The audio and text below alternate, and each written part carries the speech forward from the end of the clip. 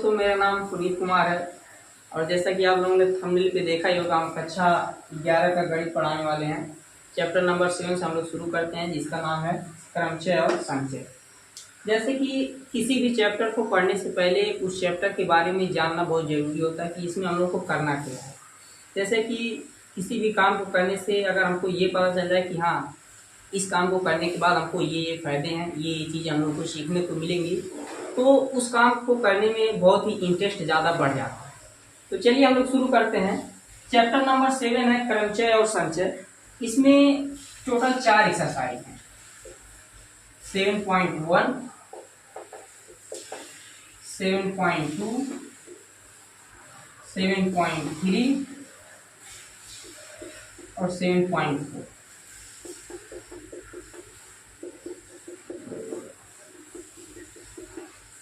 तो 7.1 के अंतर्गत हम लोग पढ़ने वाले हैं गणना का आधारभूत सिद्धांत।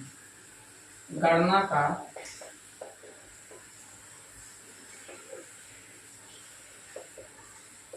आधारभूत सिद्धांत। और 7.2 के अंतर्गत हम लोग पढ़ने वाले हैं फैक्टोरियल। 7.3 के अंतर्गत पढ़ने वाले हैं क्रमचय और 7.4 के अंतर्गत पढ़ने वाले हैं संचय। तो गणना का आधारभूत सिद्धांत पहले एक्सरसाइज में पढ़ेंगे, दूसरे एक्सरसाइज में फैक्टोरियल के बारे में पढ़ेंगे, तीसरे एक्सरसाइज में क्रमचय पढ़ेंगे और फिर चौथे एक्सरसाइज में हम लोग पढ़ने वाले हैं संचय के बारे में। तो सबसे पहले हम लोग शुरू करते हैं गणना का आधारभूत सिद्धांत। तो पहला एक्सरसाइज के बारे में हम लोग सबसे पहले हर एक एक्सरसाइज का थ्योरी पार्ट जितना है उसको पहले हम लोग कवर करेंगे, फिर उदाहरण कवर करेंगे और फिर उसके बाद में एक्सरसाइज पे आएंगे। तो गणना का आधारभूत सिद्धांत पहले हम लोग लिखते हैं।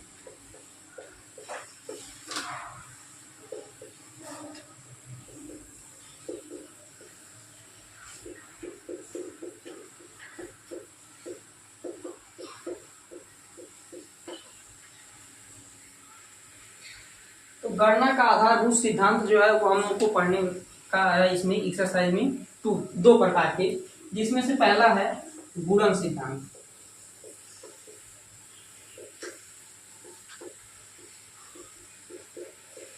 और दूसरा है योग सिद्धांत।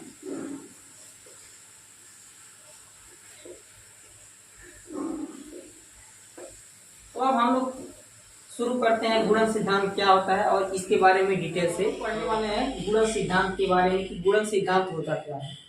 तो जैसा कि हमने यहाँ पर लिखा है कि माना किसी कार्य ए को करने के n तरीके हैं और किसी कार्य बी को करने के n तरीके हैं और सी एक ऐसा कार्य है जो ए और बी दोनों के होने पर होता है, तो सी के करने के कुल कितने तरीके होंगे। हमने यहाँ पर लिखा equal to m into n। इसका मतलब क्या है कि जैसे कि समझते हैं, मान लेते हैं आपको लंदन जाना है, लंदन आपको जाना है तो सबसे पहले आप गोरखपुर में जाएंगे,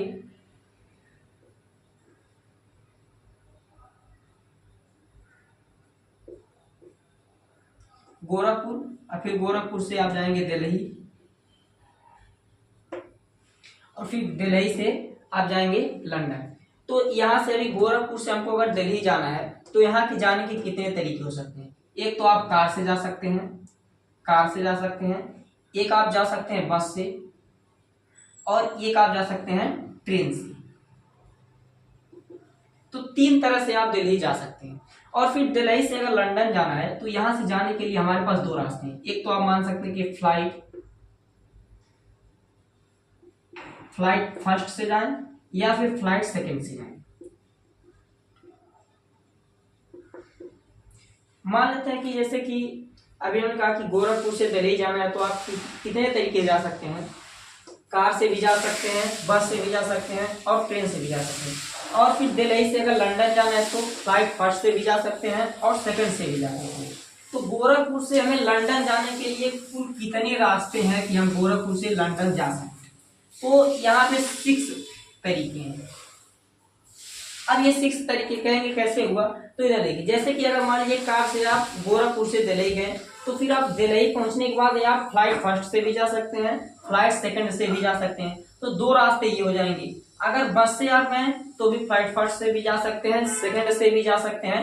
तो आपके पास दो रास्ते ये हो गए हैं। और फिर ट्रेन से जा रहे हैं तो ट्रेन से भी दिल्ली जाने के बाद फिर यहाँ फ्लाइट फर्स्ट से भी जा सकते हैं, फ्लाइट सेकंड से भी जा सकते हैं। तो दो रास्ते इसके हो गए, यानी कि टोटल हमारे पास कितने रास्ते हो गए? 6 रास्ते हैं। ठीक है, तो 6 रास्ते जाएंगे। तो अगर हम सीधे यहाँ देखें कि यहाँ से यहाँ जाने के कितने तरीके हैं? 3 तरीके हैं, 3 तरीके हैं। और फिर यहाँ से यहाँ जाने के 3 तरीके हैं, यहाँ से यहाँ जाने के कितने तरीके हैं? तो 2 तरीके हैं। तो टोटल हम लोग को 6 तरीके मिले। तो अगर हम देखा जाए यहाँ पे एक कॉमन सेंस लगाया जाए तो यहाँ पे देखा जाए कि 3 इंटू 2 कर दें, 3 इंटू 2 तो इक्वल टू 6 तरीके हो जाएंगे। तो टोटल हमारे पास 6 तरीके हैं गोरखपुर से लंदन जाने के लिए। तो गुणन सिद्धांत भी यही कह रहा है कि अगर मान लीजिए हमको लंदन जाना है, तो लंदन जाना है तो हम सबसे पहले गोरखपुर से दिल्ली जाएंगे, ठीक, और फिर दिल्ली से लंदन जाएंगे। तो टोटल हम लंदन पहुंचने में हमारे पास 6 तरीके हैं। हम 6 तरीकों से गोरखपुर से लंदन पहुंच सकते हैं आसानी से। और फिर ये रहा आप लोगों का गुणन सिद्धांत। अब फिर हम लोग पढ़ने वाले हैं योग सिद्धांत क्या होता है, ये समझा यहाँ पर गुणन सिद्धांत क्या होता है। तो फिर अब हम लोग शुरू करते हैं कि योग सिद्धांत क्या है। दूसरा, तो योग सिद्धांत के लिए हमने लिखा है कि माना किसी कार्य ए को करने के n तरीके हैं और किसी कार्य बी को करने के n तरीके हैं, तो सी एक ऐसा कार्य है जो ए या बी, यहाँ थोड़ा सा ध्यान दीजिएगा, ए या बी के किसी एक के होने पर होता है। तो सी को करने के कुल कितने तरीके हैं? तो टोटल हमने लिखा है m प्लस n। अभी जैसा कि हमने लिखा था कि m इंटू n, अभी हमने लिखा है यहाँ पे m प्लस n। तो अभी जैसे कि देखो, मान लेते हैं कोई एक व्यक्ति है, इसको हमने एक कमरे में बंद किया। अब इस कमरे से निकलने के टोटल, ये मान लेते हैं कमरे का दीवार है और इसमें एक होल, 2, एक दीवार पे 3 दरवाजे लगे हुए हैं और एक दीवार पे 2 दरवाजे लगे हुए हैं। तो अब इस व्यक्ति को अगर हम चाहें बाहर निकालना, तो ये कितने तरीकों से निकल सकता है? या तो ये दरवाजा फर्स्ट से जाए, या ये दरवाजा सेकंड से बाहर निकले, या थर्ड से निकले, या फोर्थ से, या फिफ्थ से।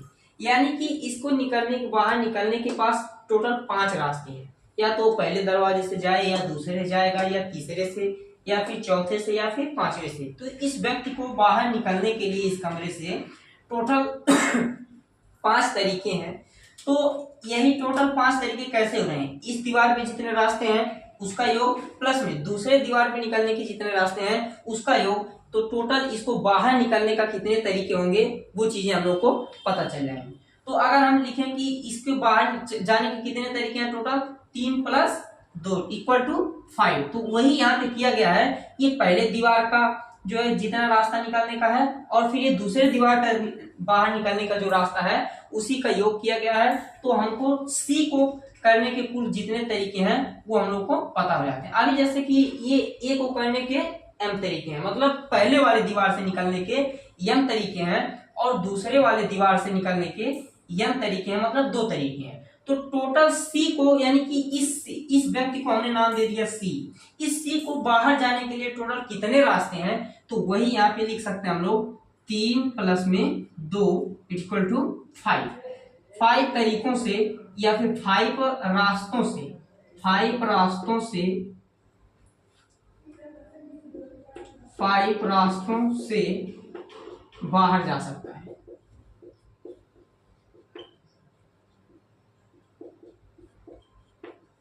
5 रास्ता है इस व्यक्ति को बाहर जाने के लिए, इस व्यक्ति का मतलब सी को बाहर जाने के लिए, ठीक है। तो अब हम लोगों ने अभी पढ़ा क्रमचय और संचय में हम लोगों ने देखा कि टोटल 4 एक्सरसाइज थी। इसमें पहले में गणना का आधारभूत सिद्धांत था, दूसरे में फैक्टोरियल, तीसरे में क्रमचय और चौथे में संचय के बारे में है। तो पहले एक्सरसाइज में गणना का आधारभूत सिद्धांत में 2 चीजें थी, एक था गुणन सिद्धांत और एक था योग सिद्धांत। तो दोनों हम लोगों ने सीख लिया, गुणन सिद्धांत और योग सिद्धांत। अब हम लोग इसके जितने भी उदाहरण दिए हुए हैं उस उदाहरण को सॉल्व करेंगे और फिर उसके बाद में हम लोग एक्सरसाइज के क्वेश्चन को सॉल्व करने वाले हैं।